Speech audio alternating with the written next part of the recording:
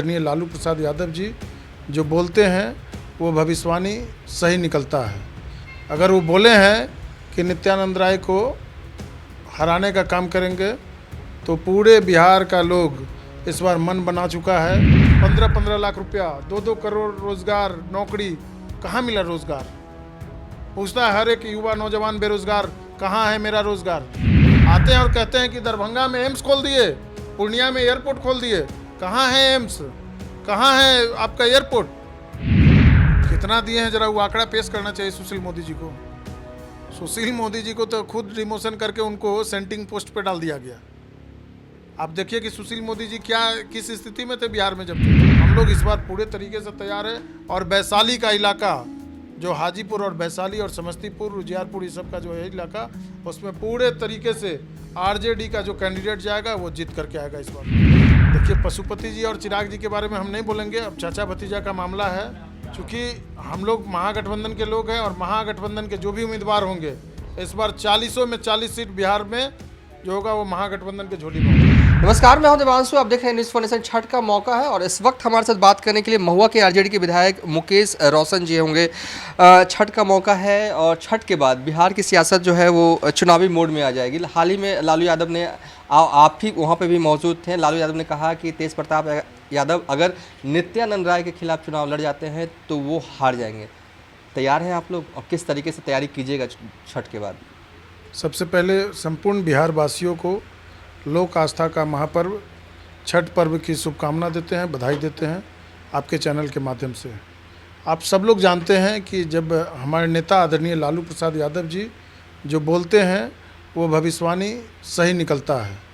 अगर वो बोले हैं कि नित्यानंद राय को हराने का काम करेंगे तो पूरे बिहार का लोग इस बार मन बना चुका है कि इस बार बिहार के जो लोकसभा चुनाव जब होगा 2024 का तो बिहार के 40 में 40 सीट महागठबंधन के झोली में होगा। झोली में होगा, बिल्कुल। आपको याद होगा कि 2019 में महागठबंधन की झोली में कितनी सीटें आई थी और इस बार कैसे टर्न अप इतना कर पाने का कॉन्फिडेंट जो है आप लोग को आ रहा है? देखिए, आप लोग सब लोग जानते हैं कि पिछले बार बीजेपी के साथ जेडीयू थे। इस बार जो है JDU, RJD, Congress, left, CPI सब लोग एक साथ हैं और जो आईएनडीआई गठबंधन है उसका जो इस बार वोट कॉम्बिनेशन है, जो आरक्षण का दायरा जो बिहार विधानसभा से जो बढ़ाने का काम किया बिहार के माननीय मुख्यमंत्री नीतीश कुमार जी और बिहार के उप मुख्यमंत्री तेजस्वी यादव जी ने, तो उससे बहुत बड़ा मैसेज गया है कि पिछड़ा, दलित, अति पिछड़ा और जो अर्थव्यवस्था जिनका खराब है, जो आर्थिक रूप से कमज़ोर है, उन सभी लोगों को इससे फ़ायदा होगा। आरक्षण का जो दायरा बढ़ा है उससे बिहार की तस्वीर जो है वो बदलने वाली है। बिहार की तस्वीर बदलने बिल्कुल। जिस तरीके से बिहार के आम आवाम में एक मैसेज गया कि भाई जो आर्थिक रूप से कमज़ोर वर्ग हैं वो सवर्ण वर्ग के भी लोग हैं तो उनको भी सरकार ने फ़ायदा देने का काम किया है। जो अति पिछड़ा है, दलित है, महादलित है, अल्पसंख्यक है, सब लोग एक साथ एक मंच पर आकर के और महागठबंधन के उम्मीदवार को जिताने का काम करेंगे इस बार। सब लोग त्रस्त है। बेरोजगारी, महंगाई, जिस तरीके से बिहार के ही नहीं पूरे देश के लोगों को ठगने का काम किया नरेंद्र मोदी ने। 15-15 लाख रुपया, 2-2 करोड़ रोजगार, नौकरी, कहाँ मिला रोजगार?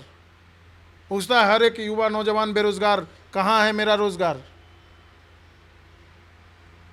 बेरोजगारों को रोजगार कहाँ मिला? ना तो 15 लाख रुपया मिला, न युवाओं को नौकरी मिला। तो इस बार पूरा तन मन धन से बिहार के आम आवाम जो है वो पूरी तैयारी में है। इस बार नरेंद्र मोदी को बिहार से ही नहीं पूरे देश से खदेड़ने का काम करेगा। भाजपा भगाओ, देश बचाओ। लेकिन बीजेपी के कार्यकर्ता से जब हमारी बात होती है तो यही कहते हैं कि ठीक है, महागठबंधन को जो कहना है वो कह लेने दीजिए, लेकिन नरेंद्र मोदी एक बार बिहार आएंगे तो हवा का रुख जो है वो बदल जाएगा। तो आप तो जानते हैं कि ये लोग छलिया लोग हैं। 2013 में जब गांधी मैदान में आए थे तो विस्फोट करा करके ये लोग बदनाम करने का काम किए थे बिहार को। ना तो बिहार को विशेष राज्य का दर्जा दिए, ना बिहार को विशेष पैकेज दिए। किस मुंह से आएंगे बिहार में? दरभंगा वाला एम्स खुला कि नहीं खुला? पूर्णिया में जो है एयरपोर्ट खुला कि नहीं खुला?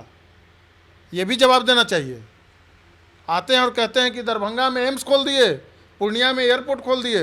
कहाँ है एम्स? कहाँ है आपका एयरपोर्ट? लोग देखना चाहता है कि पिछले 2014 से जिस तरीके से बेरोजगारी और महंगाई में जो वृद्धि हुआ है, तो सारा लोग देख रहा है। जो लोग 500 रुपया कमाता है, वो 500 रुपया जब घर से लेकर के निकलता है तो सब्जी मार्केट में जाता है, वो 500 रुपया का सब्जी 2 दिन का आ जाता है। तो महंगाई इस तरीके से बढ़ा है।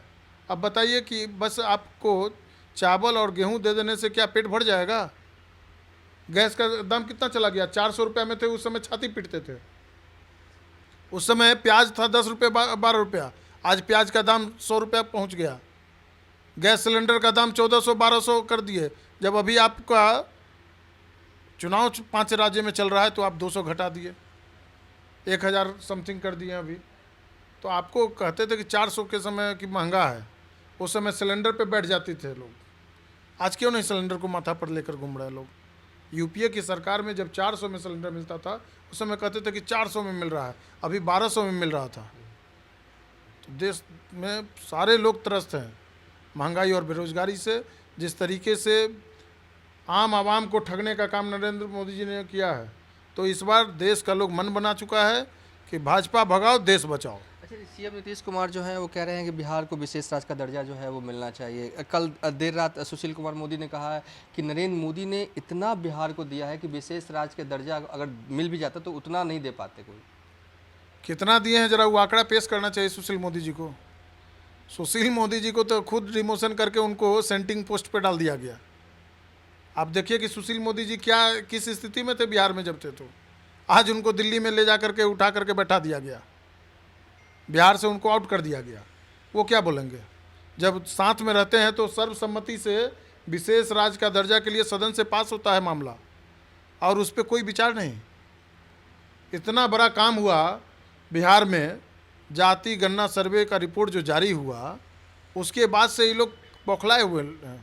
आरक्षण के दायरा को जो बढ़ाया गया कि जिसकी जितनी आबादी उसकी उतनी हिस्सेदारी, जिसका जितना आबादी है उसके हिसाब से उसको हिस्सेदारी मिलेगा, उसका उतना भागीदारी होगा।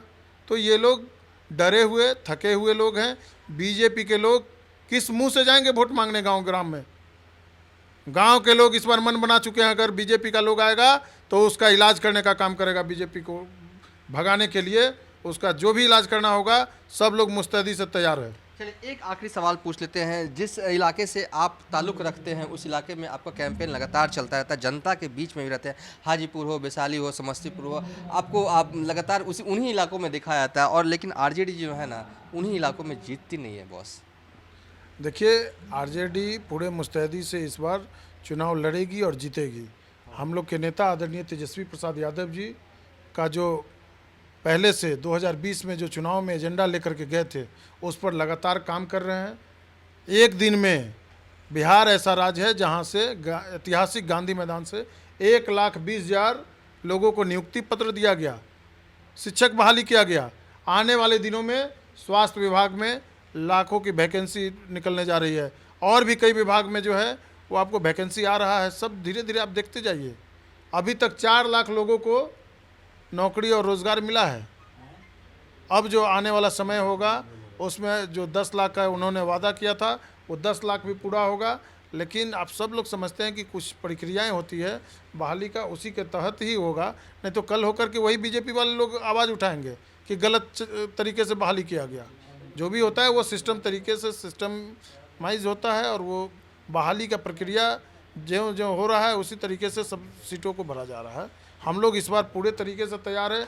और वैशाली का इलाका, जो हाजीपुर और वैशाली और समस्तीपुर, उजियारपुर, ये सब का जो है इलाका, उसमें पूरे तरीके से आरजेडी का जो कैंडिडेट जाएगा वो जीत करके आएगा इस बार। मतलब पशुपति पारस और चिराग की लड़ाई का फायदा मिलेगा आपको? देखिए, पशुपति जी और चिराग जी के बारे में हम नहीं बोलेंगे, अब चाचा भतीजा का मामला है। चूँकि हम लोग महागठबंधन के लोग हैं, और महागठबंधन के जो भी उम्मीदवार होंगे, इस बार 40 में 40 सीट बिहार में जो होगा वो महागठबंधन के झोली में होगा। चलिए, थे आरजेडी के विधायक मुकेश रोशन। फिलहाल अभी तक के लिए इतना ही। आप देखते रहिए न्यूज़ फॉर नेशन।